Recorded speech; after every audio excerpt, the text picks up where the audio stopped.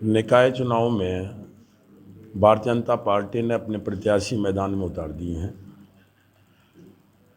पिछली बार मुजफ्फरनगर जनपद में 3 निकाय जानसठ, बुढ़ाना और शाहपुर चुनाव जीते थे। इस बार भारतीय जनता पार्टी के अनुकूल वातावरण है। इस बार दोनों नगर पालिका और सारी नगर पंचायतें भारतीय जनता पार्टी के पक्ष में जाने वाली है और बहुत ही इंटरेस्टेड चुनाव मेरी बुढ़ाना विधानसभा में सिसोली में।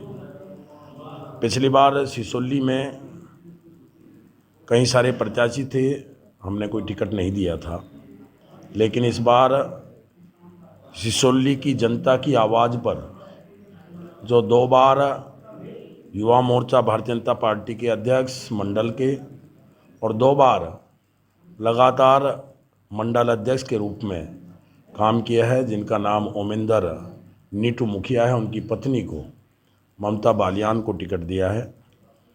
जनता की आवाज़ है। जिस प्रकार से 2014, 2017, 2019 हम लोग भारतीय जनता पार्टी वहाँ पे 1,000, 1,500 वोटों से चुनाव जीतती रही है और इस बार किसान आंदोलन के चलते हुए भी 2022 में भी मात्र 170 वोटों का डिफरेंस सिसोली के अंदर रहा है। उसी प्रकार से भारतीय जनता पार्टी का प्रत्याशी बड़ी मजबूती के साथ जनता को साथ लेकर सिसोली में चुनाव लड़ेगा और मुझे पूरी उम्मीद है कि लगभग 1,000 से लेकर 1,500 वोटों से भारतीय जनता पार्टी का प्रत्याशी नीटू मुखिया की पत्नी ममता बालियान सिसोली से जीते। एक बड़ी चुनौती है विधायक जी, क्योंकि आपकी ही पार्टी के 2-3 जो प्रत्याशी हैं वो निर्दलीय के रूप में उठे हैं, यानी कि बगावत की हो ना, बागी हो। 3 लोग वहाँ से टिकट मांग रहे थे, उन दोनों लोगों ने भी अब तक पर्चा भरा है। डॉक्टर संजीव बालियान और हम सब लोग पार्टी के जिलाध्यक्ष, पार्टी के पदाधिकारी सब उनको मनाने का प्रयास कर रहे हैं और मुझे पूरी उम्मीद है कि वो पार्टी के कार्यकर्ता हों और पार्टी के लिए अपना पर्चा उठाएंगे और ओमेंदर नीटू मुखिया की पत्नी के साथ खड़े हो जाएंगे। विधायक जी, हर चुनाव को लेकर जो है सिसोली पे पैनी नजर रहती है, चाहे वो राजनीतिक दलों की हो, मीडिया की हो या अन्य क्षेत्र में लोगों की हो। इस समय इस बार आपने बीजेपी के प्रत्याशी को, कैंडिडेट को चुनाव में उतारा और पहले आप भी वहाँ से चुनाव लड़ सके। किस तरह का आप मुकाबला देखने वाले हैं और किस तरह का एक ये देखिए कि जिस तरह से पूरे देश की चुनाव लोगों की नज़र सिसोली पर रहने वाली, क्या नतीजे किस तरह के अलग और बीजेपी किस रणनीति के तहत सिसोली का चुनाव में उतरने वाली? भारतीय जनता पार्टी हमेशा सिसोली में जीती रही है। इस बार 2022 के चुनाव में क्योंकि किसान आंदोलन बड़े प्रभावी रूप से पूरे हिंदुस्तान के अंदर चल रहा था, उसका थोड़ा प्रभाव केवल सिसोली में देखने को मिला है और 170 वोटों के अंतर से हम चुनाव वहाँ पे इस बार पीछे रहे हैं। लेकिन ये भी सच्चाई है कि सिसोली का एक बहुत बड़ा संदेश है और बाबा महात्मा टिकैत ने उसको एक उनकी कर्मभूमि थी, उनकी जन्मभूमि भी वही थी और पूरी दुनिया के अंदर सिसोलियों के अंदर से उठाओ आंदोलन पूरी दुनिया और पूरे हिंदुस्तान के अंदर जाया करता था। लेकिन जब जो यूनियन में भी रहते हैं लेकिन भारतीय जनता पार्टी के पक्ष में रहते हैं और जिस प्रकार से आज पूरे उत्तर प्रदेश का वातावरण और पूरे बुढ़ाना और शाहपुर, सिसोली और वो क्षेत्र कहीं न कहीं जाट बहुल्य क्षेत्र भी है और किसानों का क्षेत्र भी है और जिस प्रकार का उस क्षेत्र में वातावरण रहता था कि हमारी माताएं बहनें सिसोली से चल के बुढ़ाना और शाहपुर तक आना दुर्भर हो जाया करता था और अगर कचहरी में कोई आता था और शाम के 6 बज जाया करते थे तो शायद वो वापस सिसोली नहीं जाया करता था। आज ऐसा वातावरण है कि रात के 9 भी बज जाए, 10 भी बज जाए, वापस सिसोली जाता है। बसों की व्यवस्थाएं ठीक हुई हैं, चारों तरफ विकास का कार्य हुआ है और उसी किसान भवन के अंदर एक नगर पंचायत के द्वारा हमने एक सामुदायिक केंद्र भी लगभग 2-2.5 करोड़ की लागत का उस सिसोली के अंदर बना है। बाहर के लोग आते हैं, जब किसान इकट्ठा होते हैं तो उनके रुकने की व्यवस्था हमने उसी किसान भवन के अंदर हम लोगों ने की है। हमने और डॉक्टर साहब उसके पैसा लेकर आए थे।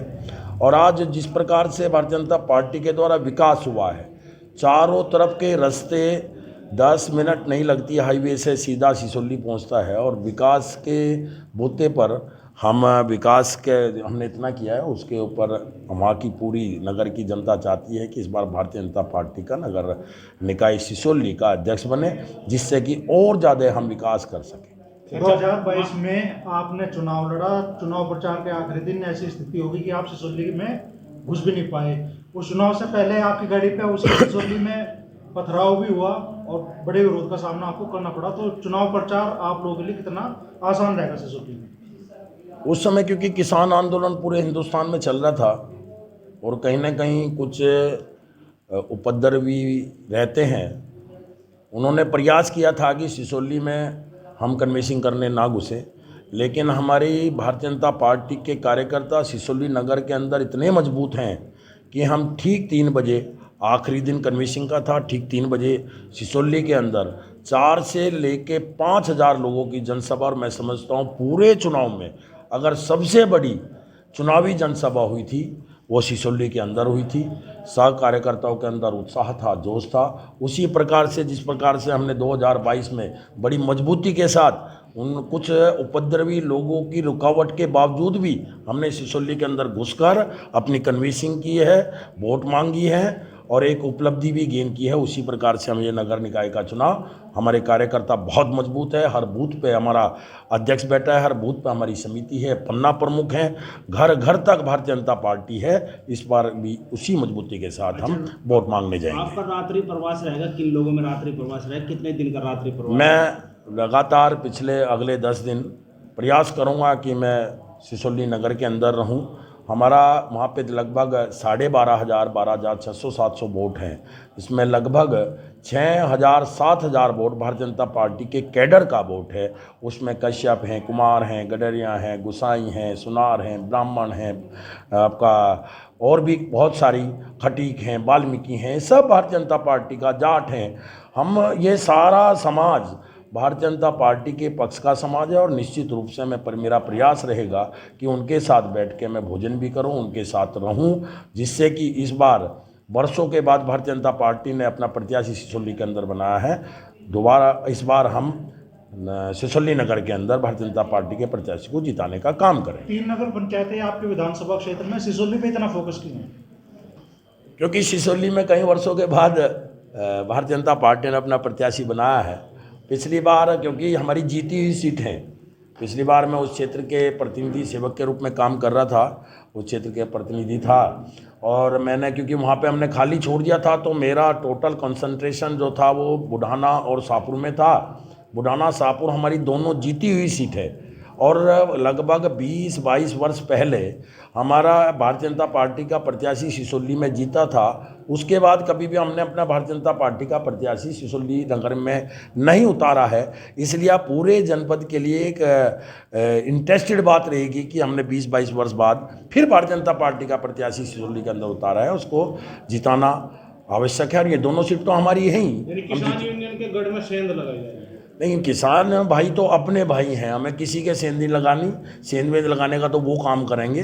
किसान तो हमारे भाई हैं, हमें तो अपने भाइयों को अपने साथ लेके, और किसानों की आवाज़ के कारण, सिसोली नगर की जनता की आवाज़ के कारण ओमिंदर नीटू मुखिया ममता बालियान को टिकट दिया गया। धन्यवाद।